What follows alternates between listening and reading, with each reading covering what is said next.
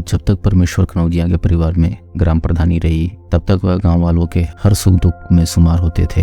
लेकिन अगले चुनाव में हाथ से ग्राम प्रधानी चली जाने के बाद वह अपने 3 बेटों जिसमें बड़े रिंकू, मझले जितेंद्र व 18 वर्षीय छोटे बेटे धर्मेंद्र के साथ मुंबई के बांद्रा रेलवे स्टेशन के पास रेलवे कॉलोनी में लॉन्ड्री का काम करने लगे। यहाँ रहते हुए उनका छोटा बेटा धर्मेंद्र काम के साथ पढ़ाई भी करता और साल 2020 में उसने 12वीं की परीक्षा भी दी थी। लेकिन साल 2020 लगते ही कोरोना के चलते देश के हालात खराब होने लगे तो सरकार ने देश भर में लॉकडाउन लगाने का फैसला कर लिया। तो लोग शहरों से वापस अपने गांव पलायन करने लगे। चूंकि मुंबई में लॉकडाउन होने से सारे काम धंधे बंद होने लगे थे, ऐसे में परमेश्वर कनौजिया को भी लॉन्ड्री का बिजनेस अस्थायी रूप से बंद करना पड़ा। शुरू में परमेश्वर कनौजिया को लगा कि सरकार कुछ दिनों बाद लॉकडाउन खोल देगी, लेकिन बाद में जब उन्हें लॉकडाउन में ढील के कोई आसार नहीं दिखे तो उन्होंने अप्रैल 2020 में अपने तीनों बेटों के साथ गांव वापस आने का फैसला कर लिया। किसी तरह लॉकडाउन के समय ही मुंबई से गांव लौट कर आए। मुंबई से गांव वापस आने के बाद लॉकडाउन के चलते कोई काम धंधा करना संभव नहीं था, इसलिए परमेश्वर कनौजिया अपनी पत्नी और बच्चों के साथ पूरा दिन घर पर ही बिता रहे थे। लेकिन उनका छोटा बेटा धर्मेंद्र कनौजिया अक्सर ही गाँव में टहलने निकल जाता था। उधर जैसे जैसे देश में कोरोना के केस कम हुए तो सरकार ने भी लॉकडाउन में छूट देनी शुरू कर दी, जिससे कामकाज भी धीरे धीरे पटरी पर आना शुरू हो चुका था। साल 2020 का जुलाई आते आते तमाम लोग जो मुंबई, दिल्ली जैसे शहरों से वापस गांव आ गए थे वे फिर से कामकाज की तलाश में वापस जाना शुरू कर चुके थे। लेकिन परमेश्वर कनौजिया अभी भी गांव से वापस मुंबई नहीं गए थे। ऐसे में वो अपने बेटों के साथ घर के कामकाज निपटाते रहे। रोज की तरह परमेश्वर कनौजिया का छोटा बेटा धर्मेंद्र कनौजिया दोपहर का खाना खाकर घर से टहलने निकला था, लेकिन हर रोज की तरह वह जब शाम तक वापस न लौटा तो परिजन धर्मेंद्र के मोबाइल पर कॉल लगाने लगे, लेकिन उसका फोन स्विच ऑफ बताया जा रहा था। ऐसे में परमेश्वर कनौजिया ने अपने परिजनों के साथ धर्मेंद्र की तलाश घर से निकलकर आसपास पता करने लगे, लेकिन धर्मेंद्र के बारे में किसी से कुछ भी पता नहीं चला। परमेश्वर कनौजिया को धर्मेंद्र के गायब होने का कोई कारण भी समझ में नहीं आ रहा था, क्योंकि वह और उनके परिवार के सभी सदस्य धर्मेंद्र से बेहद प्यार करते थे, इसलिए कभी उसे डांट फटकार भी नहीं पड़ती थी। वह ज्यादा परेशान हो उठे। उन्हें उनकी किसी से दुश्मनी भी नहीं थी जिससे लगे कि किसी ने दुश्मनी निकालने के लिए उनके बेटे को गायब कर दिया हो।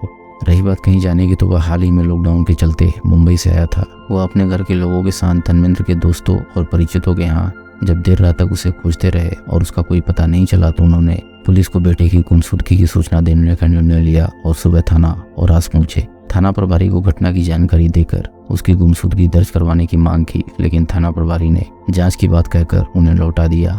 थाने से पुलिस से अपेक्षित सहयोग न मिलने से निराश होकर धर्मेंद्र के पिता गांव वापस लौट आए और फिर से आसपास तलाश करने लगे। परमेश्वर कनौजिया अपने दोनों बेटों के साथ धर्मेंद्र की तलाश कर ही रहे थे कि उन्हें अपने घर से करीब 300 मीटर दूर धर्मेंद्र की चप्पलें पड़ी हुई मिली।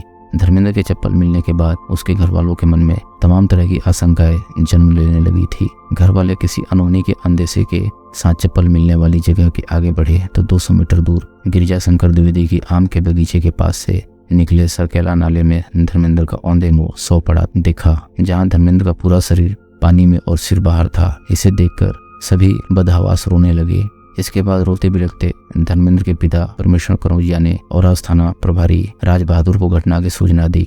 धर्मेंद्र की हत्या की सूचना पाकर थाना प्रभारी राज बहादुर ने इसकी सूचना अपने उच्चाधिकारियों को दी और वह अपनी टीम के साथ घटनास्थल पर पहुंच गए।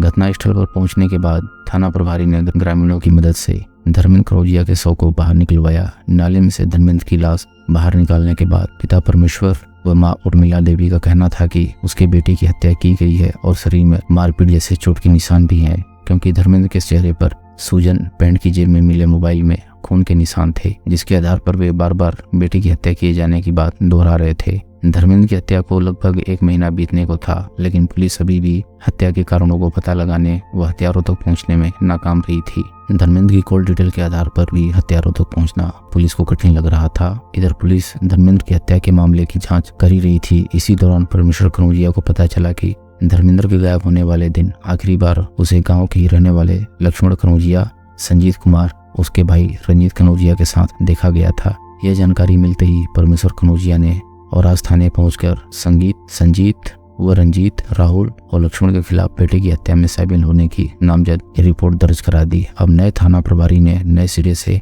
आरोपियों की गिरफ्तारी के लिए जाल बिछाना शुरू किया। इसी बीच उन्हें मुखबिरों से खबर मिली कि लक्ष्मण, राहुल, संजीत, रंजीत उन्नाव की मचड़ा तिराहे के पास हैं और कहीं भागने की फिराक में है। इस सूचना के बाद पुलिस आरोपियों को पकड़कर थाने ले आई और धर्मेंद्र कनौजिया की हत्या के बारे में पूछताछ करने लगी। लेकिन चारों ही धर्मेंद्र की हत्या में शामिल होने की बात से नकारते रहे। जब पुलिस को लगा कि आरोपी आसानी से हत्या की बात कबूलने वाले नहीं है तो कड़ाई से पूछताछ की गई। इस पूछताछ में चारों टूट गए और उन्होंने धर्मेंद्र की हत्या की बात कबूल ली। पुलिस ने जब आरोपियों से हत्या का कारण पूछा तो आरोपी लक्ष्मण ने बताया कि धर्मेंद्र कनौजिया उसकी बेटी से प्रेम करता था और वह अक्सर उसके घर उसकी बेटी से मिलने आया करता था। लक्ष्मण ने बताया कि वह अक्सर दोनों को समझाता रहता था, लेकिन धर्मेंद्र के सिर पर प्रेम का मानो भूत सवार था। धर्मेंद्र लगातार उसकी बेटी के साथ नजदीकियां बढ़ाता जा रहा था। इसी बीच लक्ष्मण के घर पर गांव के राहुल का आना जाना शुरू हो गया। उसने भी जब पहली बार लक्ष्मण की बेटी को देखा तो उसकी भी खूबसूरती और चढ़ती जवानी को देखकर उस पर भी लट्टू हो गया।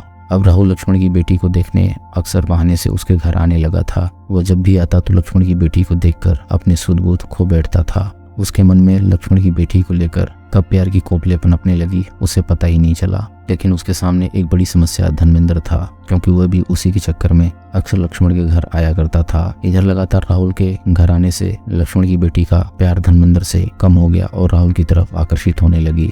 अब वह धर्मेंद्र की जगह राहुल से प्यार करने लगी और दोनों में काफी नजदीकियां भी बढ़ चुकी थी। इस वजह से अब वह धर्मेंद्र से दूरी बनाने लगी थी। लेकिन धर्मेंद्र दूरी नहीं बनाना चाहता था, क्योंकि वह उससे हद से ज्यादा प्यार करने लगा था। लक्ष्मण ने बताया कि उसकी बेटी राहुल से प्यार के चलते धर्मेंद्र से पीछा छुड़ाना चाहती थी, लेकिन धर्मेंद्र उससे दूर हो जाने के बजाय और करीब आने की कोशिश करने लगा था। कई बार मना करने के बावजूद भी धर्मेंद्र का रोजाना घर आना उसे बर्दाश्त नहीं था, इसलिए उसने धर्मेंद्र को रास्ते से हटाने का खौफनाक निर्णय ले लिया। इसके लिए लक्ष्मण ने बेटी को दूसरे प्रेमी राहुल के साथ ही संजीत कुमार, उसके भाई रंजीत को भी धर्मेंद्र की हत्या की साजिश में शामिल कर लिया। फिर तय प्लान के अनुसार धर्मेंद्र को विश्वास में लेकर उसे शराब और मछली की पार्टी के लिए गांव से सटे बगीचे में बुलाया, जहां पार्टी के दौरान उसके शराब के पैग में जहर मिलाकर उसकी हत्या कर दी और लाश पास के नाले में फेंक दी।